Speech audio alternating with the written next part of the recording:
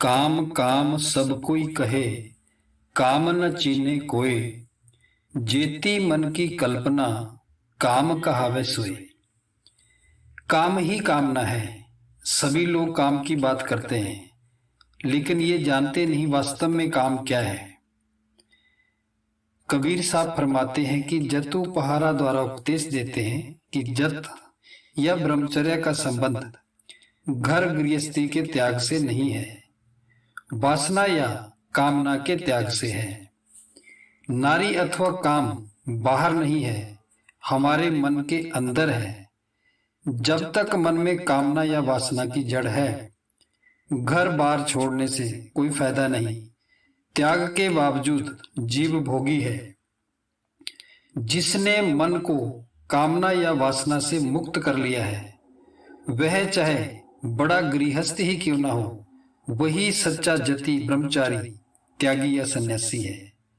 कबीर साहब ने सावधान किया है कि गृह तजी बन खंडे जाइए, चुनी खाइए कंडा।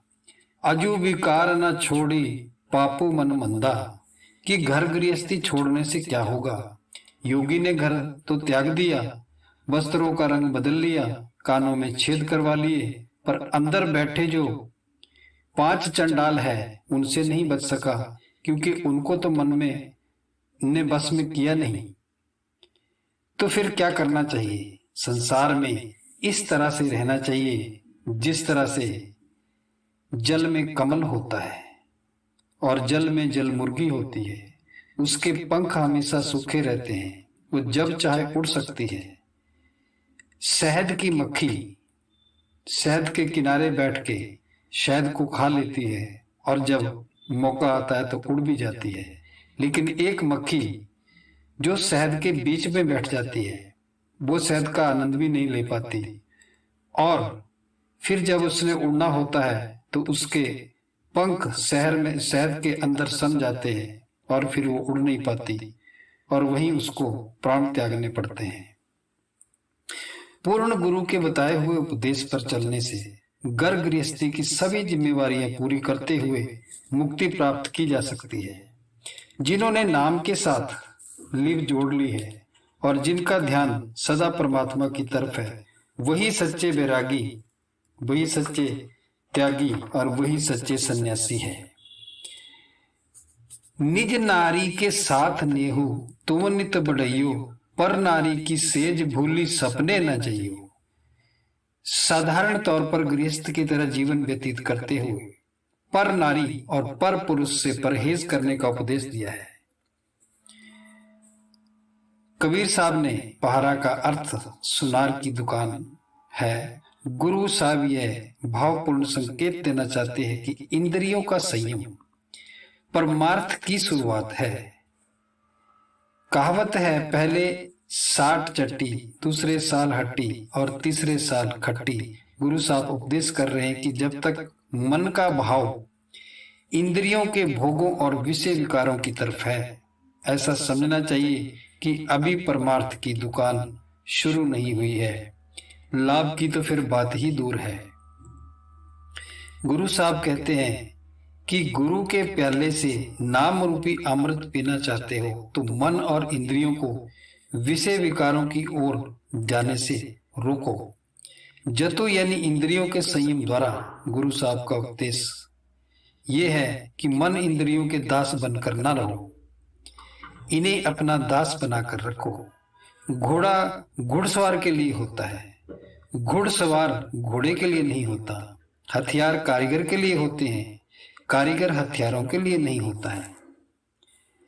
फिर कबीर साहब कहते हैं कि जब तक आत्मा मन और इंद्रियों के बस में है, नाम के साथ लिव जोड़ सकना असंभव है। रूहानी अभ्यास द्वारा इसे सारे सिलसिले को उल्टने की जरूरत है। जब आत्मा बलवान होती है तो वह बुद्धि को बस में कर लेती है, बुद्धि मन को वश में कर लेती है और मन इंद्रियों को वश में कर लेता है, इंद्रियां भोगों को वश में कर लेती है। इस अवस्था में पहुंचकर ही व्यक्ति सच्चे अर्थों में इंसान बनता है। जब तक आत्मा मन इंद्रियों के वश में है, इंसान वास्तव में हैवानों के स्तर पर ही जी रहा है। परमार्थ पर चलने वालों को शुरू में मन को समझा बुझाकर इंद्रियों के भोगों और विषय विकारों की ओर जाने से रोकना पड़ता है। पर जैसे जैसे सूरत जागृत होती है, रूह जागृत हो जाती है, मन और इंद्रियों की पकड़ अपने आप ही ढीली पड़ जाती है। जब आत्मा नाम में समाकर नाम का रूप हो जाती है तो मन और इंद्रियों सदा के लिए बस में आ जाती है और अंदर फिर ऐसा निर्मल संतोष और विवेक जागृत हो जाता है कि मन और इंद्रियां कभी सपने में भी आत्मा को कुमार्ग पर नहीं ले जा सकती। कबीर साहब समझाते हैं कि अपने यत्न से मन और इंद्रियों को वश में कर सकना असंभव है।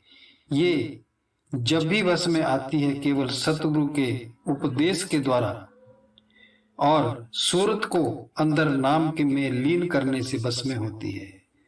हम कितनी भी कोशिश करें मन और इंद्रियां ऐसे बस में नहीं आती।